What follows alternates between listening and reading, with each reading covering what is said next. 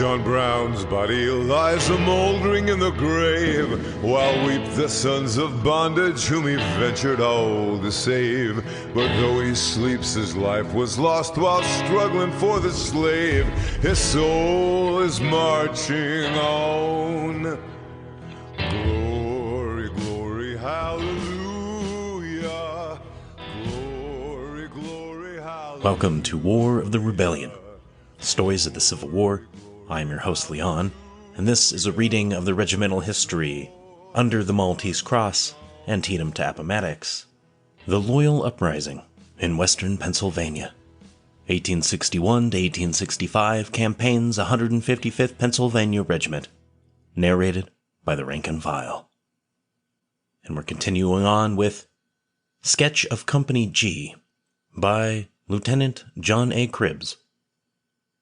In those eventful days, 47 years ago, when the people of the South had taken up arms to destroy the United States government, and the people of the North took up arms to maintain and save it, Company G of the 155th Regiment Pennsylvania Volunteers loyally went forth for the protection and defense of home and country. Company G was recruited in Clarion County, Pennsylvania, west of the Clarion River, in the neighborhood of St. Petersburg, Salem, Monroeville, Edinburgh, now Knox, Shippenville, Freiburg, Tylersburg, all small country villages, by Dr. Charles Klotz, Miles P. Sigworth, Edwin Meeker, John A. Kribbs, and William F. Colner, assisted by several others. In the latter part of August 1862, on the day before leaving for the seat of war, the members of the company assembled in the grove at the home of Dr. Charles Klotz near Salem, where a sumptuous dinner was served by the good people of the community. A social good time was enjoyed, cordial greetings exchanged, and hearty good wishes expressed. The parting that afternoon, however, was with sad, suppressed, deep, and heartfelt feeling. Fervent prayers from pious fathers and mothers, brothers and sisters, devoted and loving wives and friends, gray-headed grandfathers and grandmothers, followed the departing soldier boys, of whom so many were not to return to their dear ones again. On the next day, the young recruits went to Kittening, Pennsylvania, some 35 miles distant, on farm wagons. Leaving Kittening in boxcars, they duly reached Pittsburgh, and were taken for the night to the old city hall, and the following morning to Camp Howe, then in the suburbs of the city. Dr. Charles Klotz was made captain, Miles P. Sigworth first lieutenant, Edwin Meeker second lieutenant. At Pittsburgh, August 28, 1862, Company G was mustered into the United States service for 3 years or during the war. Here, also, we received our uniforms. After several days' stay at Camp Howe, we traveled by rail to Harrisburg, where we joined the 155th Regiment. Our guns were dangerous-looking weapons, but when we reached Washington, D.C., better and more modern arms were furnished us. Crossing the Potomac River at Washington, we were marched out to the Second Bull Run battlefield, then moved back, then recrossed the Potomac some distance above Washington into Maryland. We marched through Frederick City and across South Mountain, where we saw evidence of the severe fighting a few days previous. Marching all night, we reached the Army of the Potomac at Antietam the morning after the great battle which had been fought there. On the afternoon of the same day, September 12, 1862, Company G of the 155th Regiment Pennsylvania Volunteers were sent across the Potomac on a reconnaissance to drive the retreating Confederates out of Shepherdstown. The Confederates hotly contested this movement, and sent some shells back, wounding a large number of men of the 118th. In the retreat, some of this regiment were drowned in the Potomac River. The writer, who was with Company G, could never understand why Company G was detached from the regiment, sent to wade the Potomac, and to overtake the Confederate Army on its retreat towards Richmond, Virginia, unless some responsible parties on the 155th Regiment wanted to have Company G and its Dutch captain killed or captured. Possibly, it was not thought necessary for the rest of the regiment to go if Company G went, but the doughty captain of Company G was neither killed nor captured.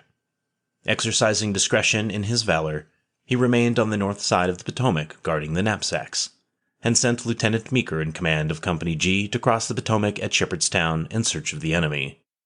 It was very fortunate for the 155th Regiment that Company G was not killed or captured on this expedition, for this company was very much needed later on. The roll of the company will be found with others on the roster of the regiment.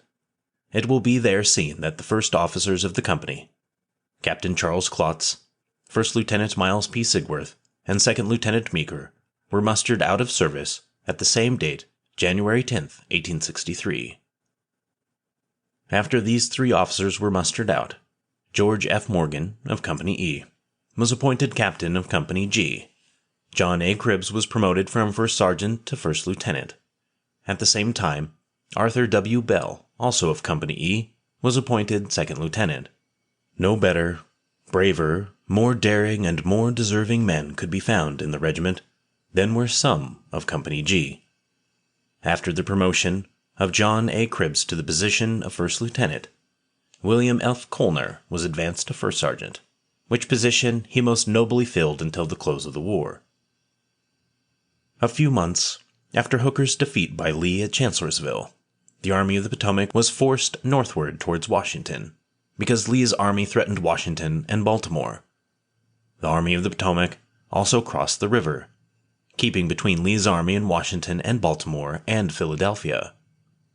As Lee advanced, our army also advanced, keeping on Lee's flank until finally the two armies met at Gettysburg, where the greatest battle of the war was fought, one of the 15 great battles of the world. On the morning of July 2nd, when General Sickles advanced from the position on the left assigned him by General Meade, he met a large body of the enemy, was badly cut up and driven back. The 5th Army Corps was double-quicked a mile or more to the left to support General Sickles' 3rd Corps. As Sickles' troops were being driven back, Weed's brigade, in which the 155th Regiment was serving, advanced at double-quick towards the famous Peach Orchard. In driving the Confederate skirmishers from the position, Weed's brigade lost heavily in officers and men. General Stephen H. Weed, Colonel P. H. O'Rourke, and the 140th New York Volunteers and Captain Charles Hazlitt of the 5th United States Battery on Little Round Top were killed or wounded by sharpshooters.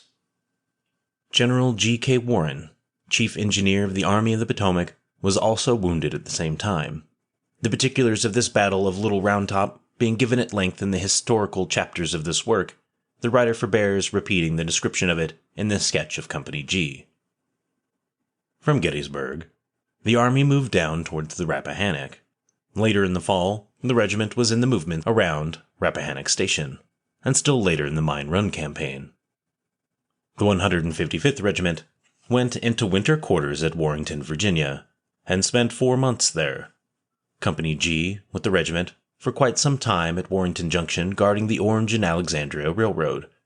On May 5, 1864, General Grant in command, with General Meade next in rank, reached the Wilderness and ordered the 5th Corps, General Warren, in advance. The 2nd Corps, General Hancock, and 6th Corps, General Sedgwick, each aggregating about 30,000 men, and General Phil Sheridan and the several divisions of his cavalry corps, to advance by different roads until Lee's army was encountered in the heart of the wilderness jungles. After 2 days of very severe and fruitless fighting, the Confederates holding their positions, Grant withdrew and marched to the left flank to reach Spotsylvania Courthouse, where several roads converged, leading to the open ground outside of the wilderness, to Chancellorsville and Fredericksburg. General Lee's vigilant cavalry scouts soon detected this movement of Grant, and divining its object, the Confederates, having a shorter road not obstructed nor harassed by an enemy, reached the vicinity of Spotsylvania Courthouse, a 15-mile march before the head of Grant's columns, which had marched some hours earlier.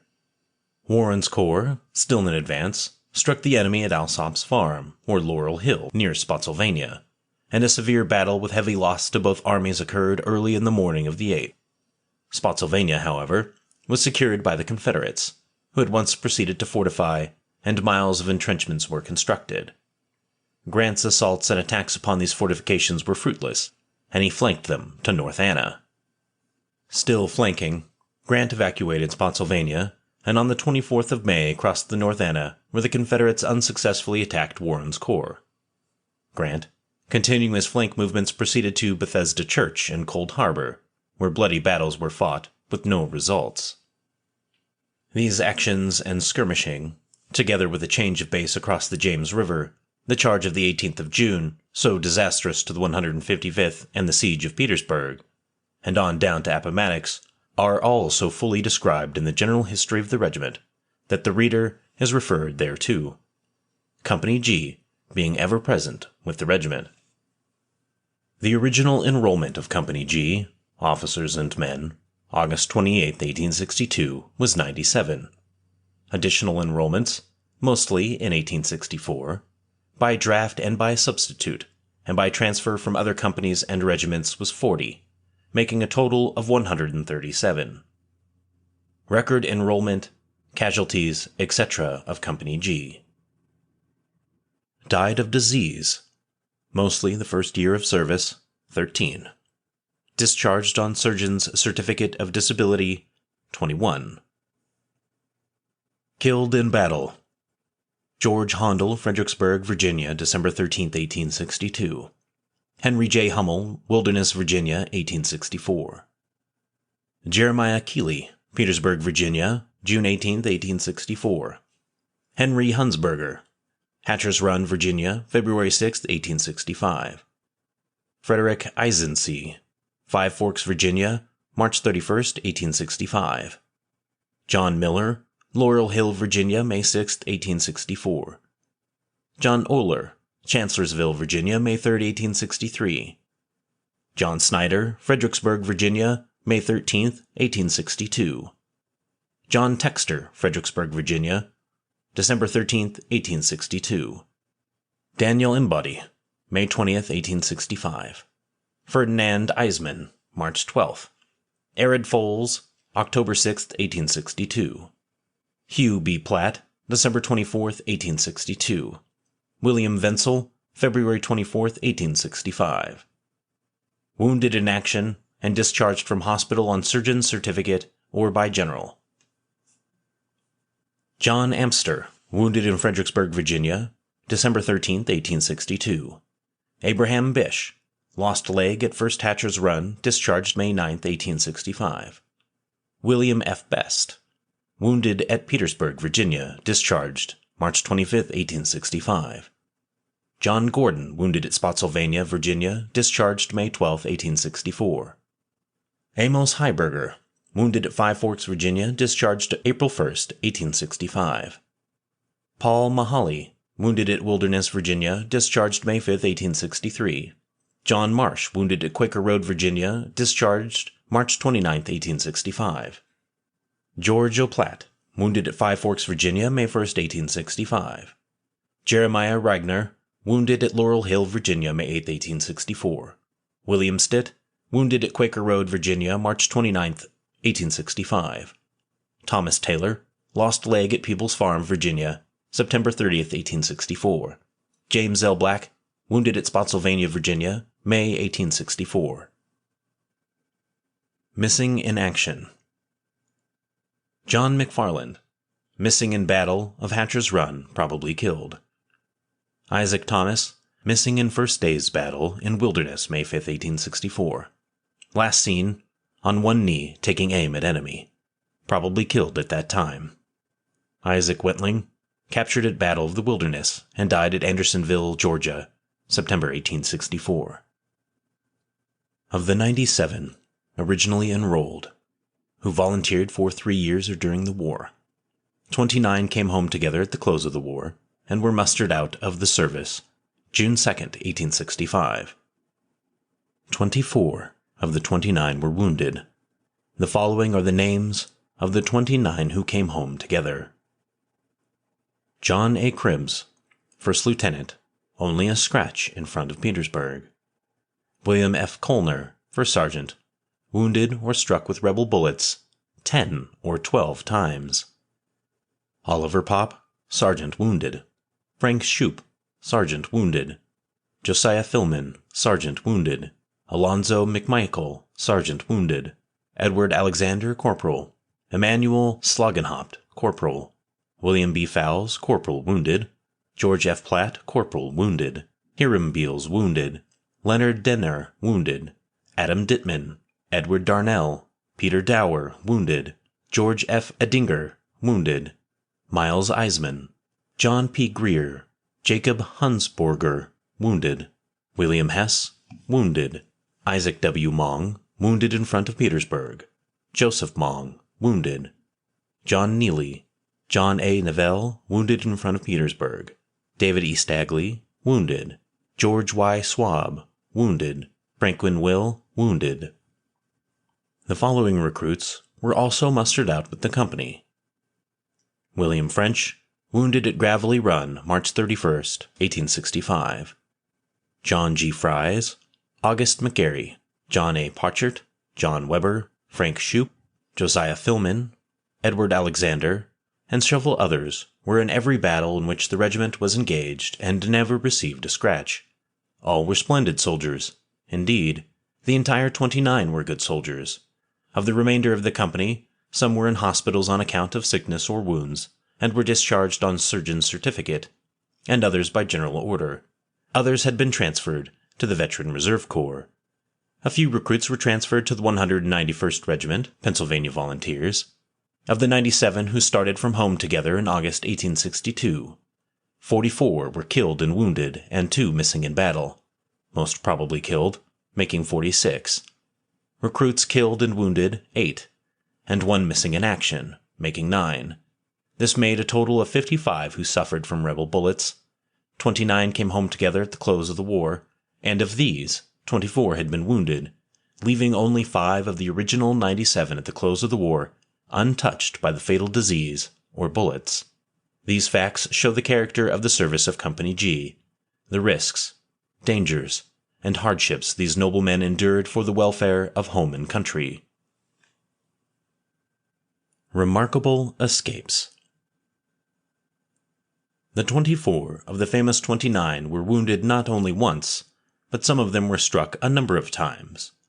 Especially was this true of Orderly Sergeant William F. Colner, who was struck by bullets of the enemy 10 or 12 times.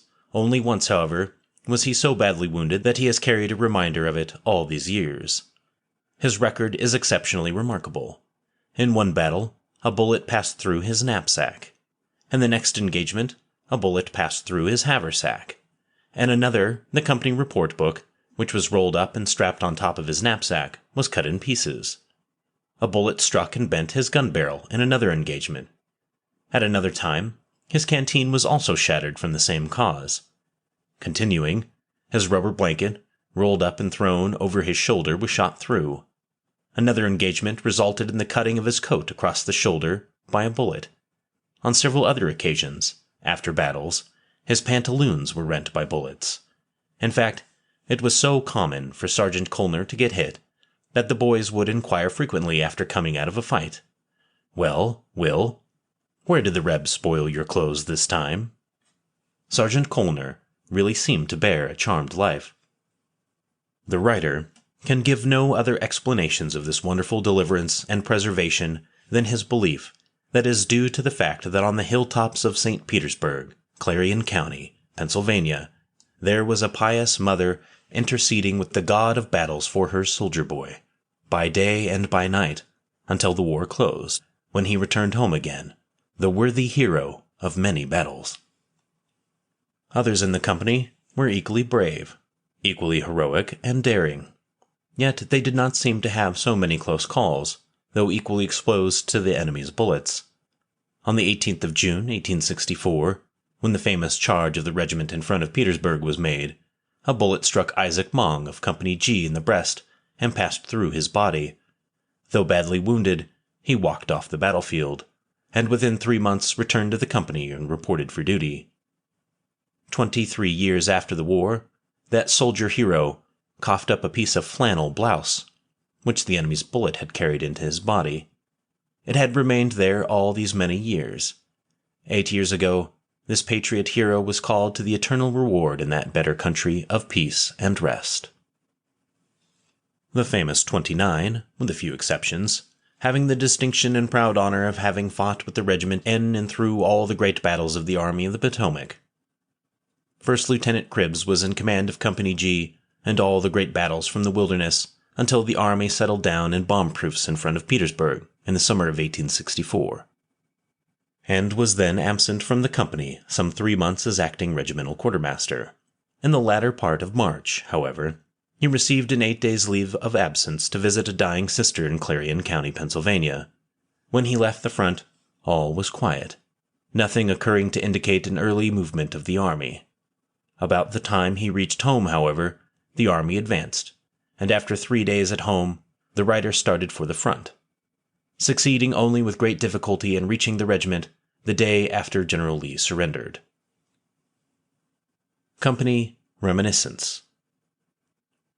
Captain Charles Klotz, whose resignation was accepted January 10, 1863, returned to his home in Clarion County, Pennsylvania, where he practiced medicine until disabled by sickness. He died in 1869.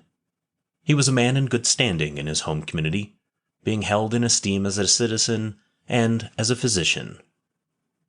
Captain George F. Morgan was promoted from Sergeant Major in Company E to Captain of Company G, January 10, 1863. He was absent from the company on recruiting service from February 18, 1864, until sometime in August or September of the same year. He was detailed as Brigade Inspector from December 1864 to April 9, 1865. After the close of the war, he was brevetted Major for gallant service as a staff officer on April 9, 1865, still being on detached service at muster out of the company. Captain Morgan was a bright, worthy, and brave officer and soldier. A few years after the war, he was elected to the state legislature from Pittsburgh, Pennsylvania. Later, he moved to Chicago, where he has lived some 30 years and engaged in politics, being deputy sheriff during the famous riots, and has been successful in business. First Lieutenant Miles P. Sigworth resigned January 10, 1863. First Lieutenant John A. Kribbs, promoted from First Sergeant to First Lieutenant, January 10, 1863, was mustered out with the company June 2, 1865. Being the writer of this sketch of Company G, he can only say that he has the proud consciousness of having tried to do his duty as a worthy and true soldier, and of his justness and capability as an officer he must leave to others to judge. After the close of the war, he attended the Evangelical Lutheran Seminary at Philadelphia, Pennsylvania for 3 years. After graduating, he took charge as pastor of St. John's English Lutheran Church at Kittanning, Pennsylvania, where he labored successfully in hopes for a period of 10 years. He was then called to the pastorate of the English Lutheran Church at Zelienople, Pennsylvania, and also director of the Orphans' Home Farm School, Zelienople, Pennsylvania. This latter position he has reason to believe he has filled successfully and acceptably for a period of 30 years, and the many friends of the institution and the church have assured him of their fullest confidence and esteem. Second Lieutenant Edwin Meeker entered the service with the company August 28, 1862. He was in command of Company G in the famous charge of the 155th Regiment on Mary's Heights at the Battle of Fredericksburg, December 13, 1862.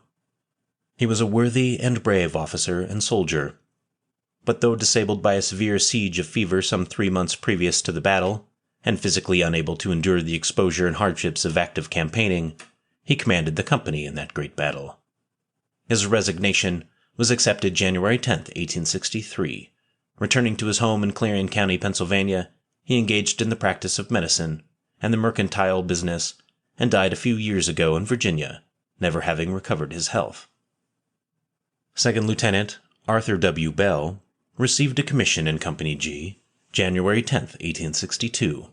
He was a worthy young man of commendable character, and was a worthy and faithful soldier. After the close of the war, he engaged in business in Pittsburgh, Pennsylvania, where he died some years after the war. First Sergeant William F. Colner, at the age of 16 or 17 years, volunteered to fight for Uncle Sam and was with his company from start to finish, except when absent several times on accounts of wounds received in battle. He was in command of the company at the Battle of Hatcher's Run.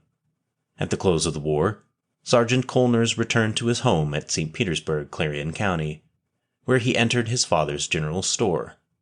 He was elected sheriff of Clarion County, Pennsylvania, and later to the office of pro-onotary of the same county, filling the latter's office for a period of 6 years. He is now engaged in the insurance business in Clarion, Pennsylvania. Having been in poor health for several years, he is still found in his office when able, attending to business. May the Lord of hosts deal tenderly and kindly with him in his sore affliction of ill health, and in the loss of his beloved wife, and keep him even to the end. Genial Private Billy Hess, faithful and brave in battle, was mustered out with the company. Private Josiah G. Winger contributed by his wit and eloquence around the campfire most cheerful impressions in the early days of our enlistment and service, known to the recruits as the breaking-in period. He himself, after graduating the duties of a soldier, was, in September 1863, transferred to the 14th Company, 2nd Battalion Reserve Corps, much to the regret of the officers and men, whom he so often cheered with his happy manner while in active service. Private Joseph Niederlander joined the company in August 1864 and discharged his duties in a soldierly manner. Note: since writing the foregoing, Sergeant Colner died at his residence, Clarion, Pennsylvania, May 1909.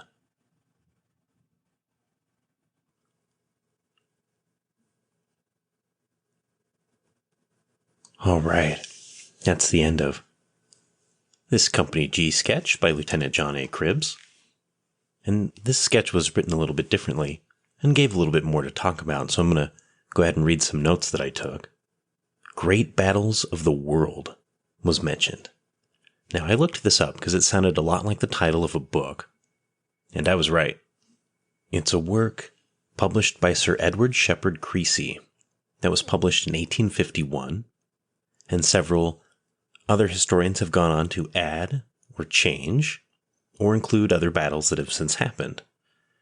This regimental history, of course, takes place 40 years after the war, so a lot of battles have happened since then.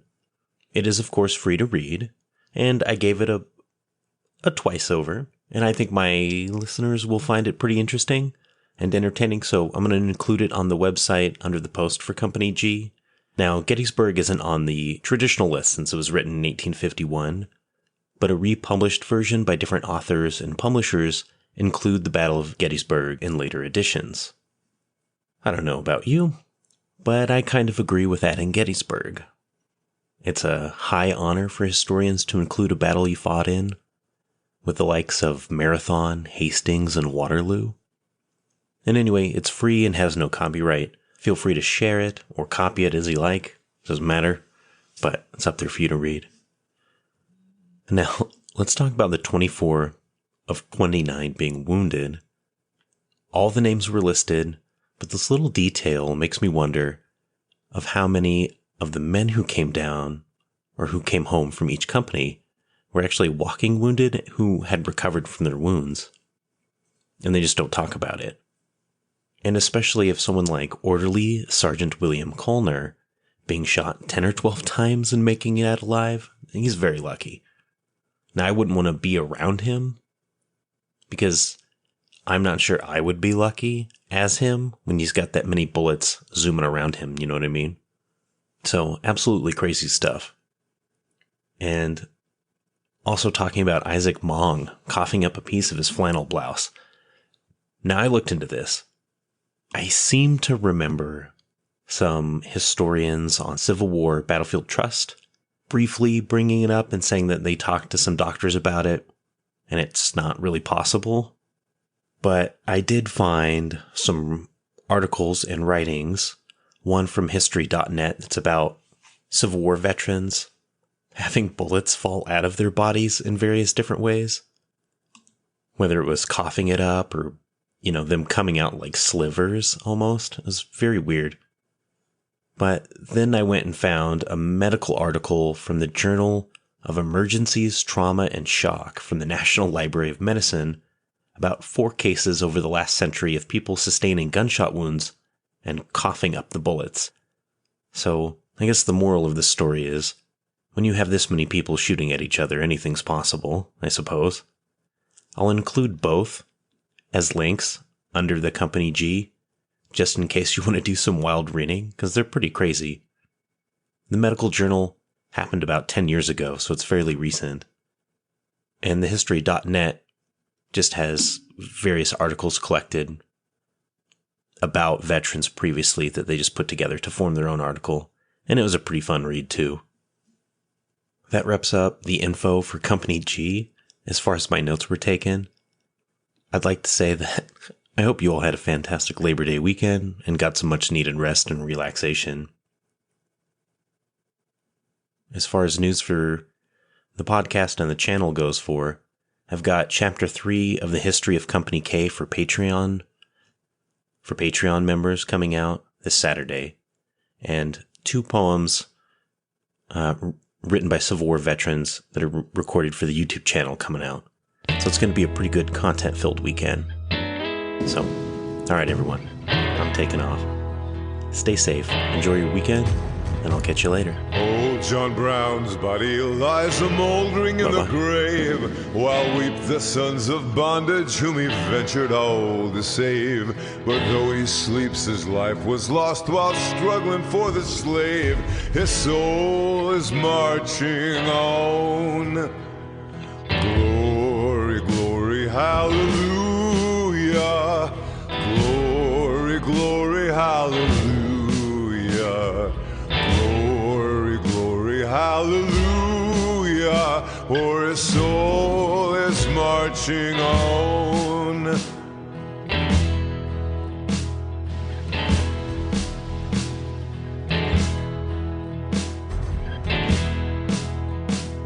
John Brown was a hero, undaunted, true, and brave.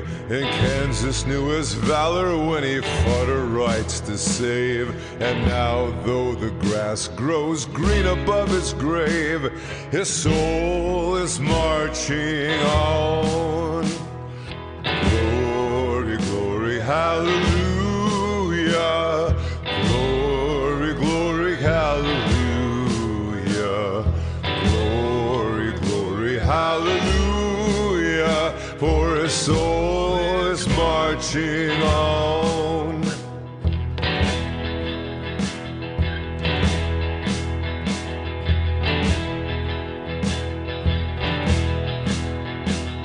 He captured Harper's Ferry with his 19 men so few, and frightened old Virginia till she trembled through and through.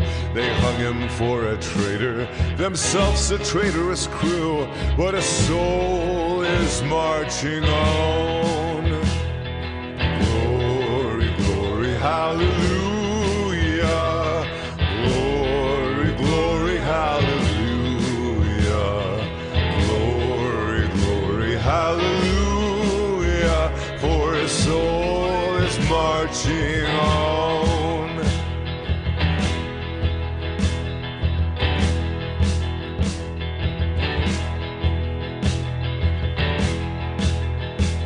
John Brown was John the Baptist, of the Christ we are to see. Christ who of the bondman shall the liberator be. And soon throughout the sunny South the slaves shall all be free. For his soul is marching on. Glory, glory, hallelujah. Glory, glory, hallelujah. Hallelujah, for his soul is marching on.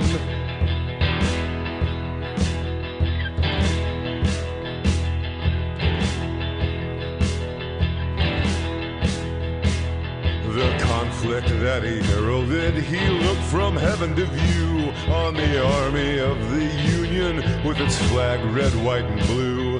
And heaven shall sing with anthems o'er the deed they mean to do, for his soul is marching on. Glory,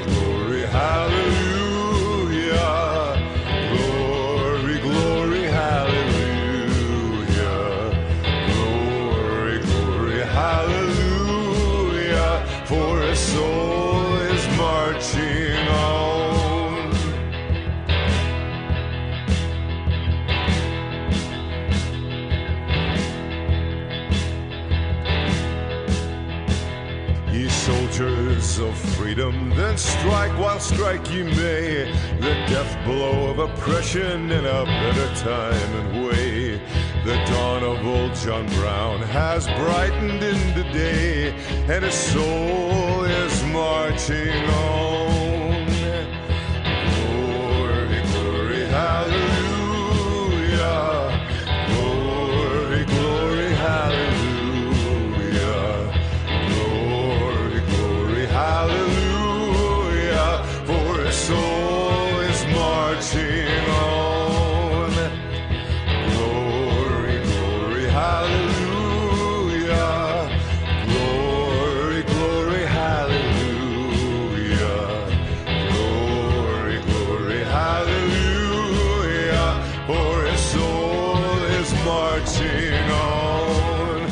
For his soul